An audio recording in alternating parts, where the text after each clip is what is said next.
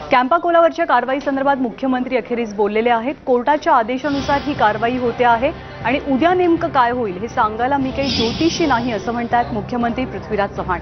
रजत वशिष्ठ आपल्यासोबत आहेत। नागपुरात मुख्यमंत्र्यांनी विधान केलंय। रजत, काय म्हणालेत मुख्यमंत्री? ज्ञानदा, आज मुख्यमंत्री यांनी संध्याकाळी त्यांच्या निवासस्थानावर मीडियासोबत ते बोलले आणि कॅम्पाकोला संदर्भात काय कारवाई होईल आणि राज्य सरकार यामध्ये नेमकं हस्तक्षेप करणार आहे का या प्रश्नावर त्यांनी इनडायरेक्ट शब्दांमध्ये सांगितलं की ही जी संपूर्ण कारवाई आहे ती सर्वोच्च न्यायालयाच्या निर्देशाप्रमाणे होत आहे आणि ती कारवाई मुंबई महानगरपालिकेतर्फे केली जात आहे असे सांगून त्यांनी एका प्रकारे राज्य सरकारचा याच्यामध्ये काही इन्व्हॉल्वमेंट नाही आहे असंच सांगण्याचा प्रयत्न केला। आणि जेव्हा त्यांना हे विचारण्यात आलं की उद्या काय होणार आहे, नेमकी उद्या कारवाई होणार आहे की नाही होणार आहे, तर त्यांनी त्याच्यावर उत्तर दिलं की हे सांगायला मी उद्या काय होणार आहे, उद्याचा टाइम टेबल कसा असणार आहे मी आज नाही सांगू शकत या संदर्भामध्ये। आणि सोबतच या सगळ्या प्रकरणामध्ये राज्यपालांनी हस्तक्षेप करण्याचे काही निर्देश दिलेले नाही आणि आम्हीही राज्यपालांसोबत कुठलीही चर्चा केलेली नाही असंही मुख्यमंत्र्यांनी स्पष्ट केलेलं आहे। त्यामुळे एका प्रकारे त्यांच्या सगळ्या वक्तव्यातून उद्या कारवाई होईल हेच अजून आता तरी स्पष्ट होत आहे। रजत, धन्यवाद या सगळ्या सविस्तर माहितीबद्दल।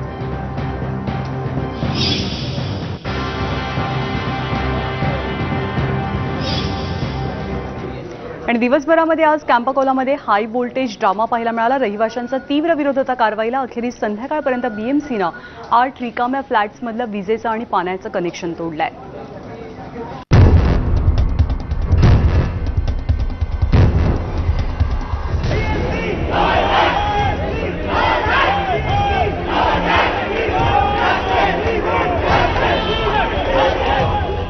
वरळीतल्या कॅम्पाकोला बिल्डिंगच्या गेटवरची ही दृश्य अनपेक्षित अशी नक्कीच नाही।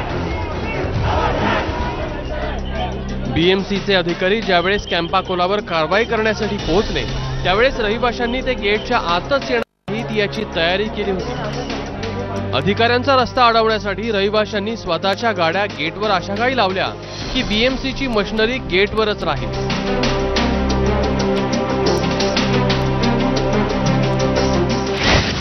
एवढंच नाही तर गेटच्या आतच्या बाजूला रहिवाशांनी ठाण मांडलं तर बाहेरच्या बाजूला बीएमसीचे अधिकारी पोलिसांच्या फौजफाट्यासह।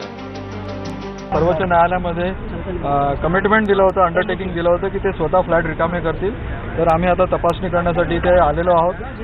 आज रेसिडेंटचा फार विरोध होतो आहे, परंतु शांततामय मार्गाने आम्ही त्यांना कन्व्हिन्स करून 3 टीम्स आपल्या बीएमसीच्या आत पाठवलेल्या आहेत आणि त्या टीम्स निरीक्षण करतात आहे की कोणकोणते फ्लॅट ॲक्च्युअल रिकामे झालेले आहेत आणि जेवढे फ्लॅट रिकामे आहेत त्याचं वीज, पाणी आणि गॅस कनेक्शन कट करण्याची कारवाई आज आम्ही करणार आहोत आणि 5:30 पर्यंत ही कारवाई जारी राहणार आहे आणि जोवर सुप्रीम कोर्टाच्या आदेशाचं पूर्ण पालन होत नाही तोपर्यंत ही कारवाई सुरूच राहणार।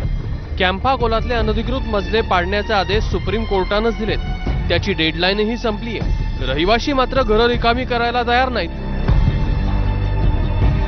बीएमसीच्या कारवाईला त्यांचा विरोध आहे। हम यही मुद्दा रखना चाहते हैं जो हमारा लीगली है, जो हमारा परमिसेबल एफएसआई है वो हमें दी जाए और शांतिपूर्वक दिया जाए। हमें कोई नारेबाजी, कोई कुछ नहीं करना है, ना हमें वायलेंट होना है। बस एक हम आम आदमी की गुजारिश है कि जो लीगली हमारा है वो हमें क्यों नहीं दिया जा रहा और उसको देने में सीएमजी को इतनी देर क्यों लग रही है कि हमें अनशन करना पड़ेगा, हमें ये मोर्चे करने पड़ेंगे। कॅम्पाकोलात जवळपास 100 फ्लॅट अनधिकृत आहेत। ते वाचवण्यासाठी रहिवाशांनी आधीच कायदेशीर लढाई लढली पण त्यात त्यांना यश आलं नाही। स्थानिक आमदार, खासदार, मंत्री यांनीही कॅम्पाकोला वासियांना भेटून अनेक आश्वासनं दिली पण मुख्यमंत्री पृथ्वीराज चव्हाण मात्र बेकायदेशीर बांधकाम कायदेशीर करण्याच्या विरोधात आहे। कायदे तज्ञांनीही रहिवाशांच्या विरोधातच मत दिलंय, त्यामुळे घरं वाचवण्याची आशा धुसर आहे। हमने एक बायपार्टिसन रूप से सीएम साहब से निवेदन किया है कि वे कैंपाकोला कंपाउंड के रेसिडेंट्स के लिए जल्द से जल्द एक परमानेंट सोल्यूशन निकाले। सीएम साहब ने हमें आश्वासन दिया है कि कल ही राज्य सरकार और महानगर पालिका की ओर से वे attorney general of India Goolam Vahanvati ji से एक ओपिनियन मांगेंगे। उस ओपिनियन के बाद हम कह सकेंगे कि लीगल वे आउट क्या है। इसके साथ साथ सभी पार्टियों के सदस्य ने साथ में मिलकर कैंपाकोला कंपाउंड के सभी रेसिडेंट्स से अपील किया है कि वे सुप्रीम कोर्ट का जो ऑर्डर है उसका पालन करें, पुलिस और बीएमसी के साथ वे अपना कोऑपरेशन दें। जे बेकायदेशीर आहे ते पाडलंच पाहिजे हे निश्चितच आहे, पण मग कॅम्पा कोलासारख्या जवळपास 50,000 पेक्षा जास्त बिल्डिंग बेकायदेशीर आहेत, त्या पाडण्याचं धाडस चव्हाण सरकार दाखवणार का? मतांसाठी झोपडपट्ट्या कायदेशीर करण्याचा खेळ थांबेल का? ठाणे, डोंबिवली अशा ठिकाणीही अनेक बिल्डिंग अनधिकृत आहेत, त्यात हजारो जण राहत आहेत, त्यातल्या काही पडतातही। त्यावेळेस काँग्रेसच नव्हे तर राष्ट्रवादीचे नेतेही अनधिकृत इमारतींचं समर्थन करताना दिसतात। त्याचा सामना मुख्यमंत्री कसा करणार? असे सगळे प्रश्न अनुत्तरितच राहतात। पण एक निश्चित आहे, अनधिकृत आणि बेकायदेशीर गोष्टी कायदेशीर करणं कुठंतरी थांबलं तरच मोकळी शहरं अनुभवायला मिळतील। स्वाती लोखंडेसह मृत्युंजय सिंग, एबीपी माझा, मुंबई। आणि यानंतर एक गुड न्यूज आहे, महाराष्ट्रामध्ये वाघांची संख्या वाढलेली आहे। नव्या